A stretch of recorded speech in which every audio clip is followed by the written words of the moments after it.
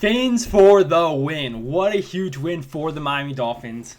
Just a hard-fought win. This was a game for part of the game where you felt like the Dolphins weren't going to be able to come back, and they pulled through, showed a lot of grit, beat a good team, which a lot of people say that we can't, and there's still going to be that narrative because the Jaguars are now 0-1, so they're not above 500. Whatever narrative people want to play, I don't care. What a win for the Miami Dolphins. And the best part about this is the Dolphins started slow. The Dolphins were playing sloppy, and guess what? We still came out on top and beat a good football team, and that's what good teams do.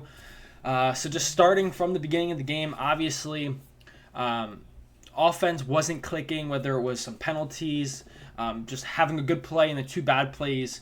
The missed touchdown pass from Tua to Tyreek in the, I think, first or second drive, like just miscues like that you never see. So that's 7 points off the rip that the Dolphins messed up on. Jaguars respond early and score. They drive down the field pretty easily from our own 4 all the way down. Jalen Ramsey got a DPI and they ultimately score. But like I said, Dolphins kept battling. Initially in the game, a lot of my complaints on how this defense was looking was there was a lot of time where Trevor Lawrence had all day to throw. There was no pass rush. Thankfully, towards the end of the game, that didn't happen. We had back-to-back sacks on Trevor Lawrence, and the pass rush was humming.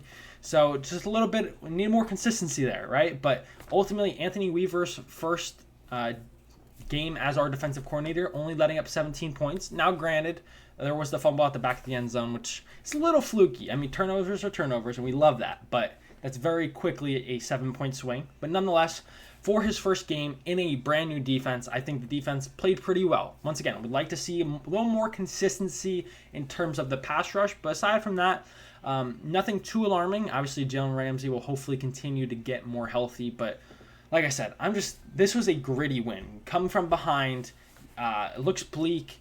We were down 10 points at some point. We have a huge momentum swing, and it kind of dies out because of the missed field goal by Jason Sanders, and we just keep fighting. We keep fighting, and we ultimately win. Another point on the offensive side of the ball, I don't know what it is with Mike McDaniel. I love him, and I love Jeff Wilson. I was finally happy to see. I've been on the Jeff Wilson train from day one. I think he needs 5 touches a game minimum. But how we were running the ball with Jeff Wilson, I believe in the fourth quarter, like why don't we see more of that in the first half of football games? That's my only pet peeve with McDaniel. I would like to see that style of running more often to try and kind of impose your will like we did in the fourth quarter. Now, maybe the Jaguars were wilted and that's why it worked, but I would just like to see more of that style. But like I said, in the first half, just a lot of slow play from the offense, 3 and out, just miscues, whether it's drops, false starts. Kept beating ourselves, but had the huge play to Tyreek Hill, and he did the handcuff celebration. These shirts are now live on the DolphinsDive.com. Check it out. I mean, frick. It's been such a long day. We forgot Tyreek Hill was detained at like 11 a.m. How crazy is that? But Tyreek Hill with the huge play, the big play to Waddle that didn't turn into any points, unfortunately, because of the Tua. Basically got sacked and took us out of field goal range. So once again, that's 3 points there. 3 points from the missed field goal. 7 points from the miscue on the touchdown pass. So there's a lot left on the table for the Dolphins. They played sloppy. They're going to need to clean it up, but there's a big win against a good team.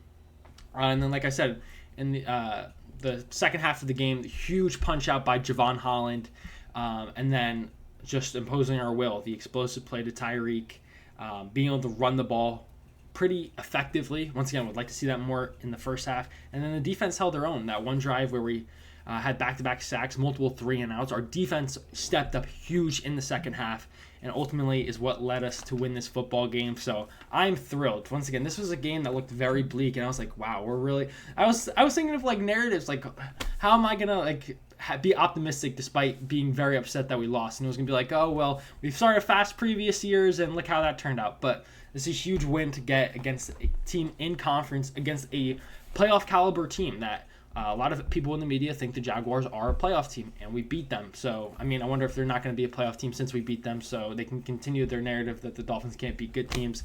Last thing, too, I keep forgetting. There's so many different things that I want to bring up, but those third and short conversions were huge for the Dolphins. With basically, I think every time we basically did fullback dives to Alec Ingold, who's an absolute dog. Make sure you get fullbacks or people 2 shirts at thedolphinsdive.com. There's going to be a Victory Monday sale running tomorrow, so keep your eyes there. But ultimately, I'm on cloud nine. Football's back. I love football. Hope you guys enjoyed this game. Hope you enjoyed this video. Like and subscribe to help the channel grow. And until next time, fins up.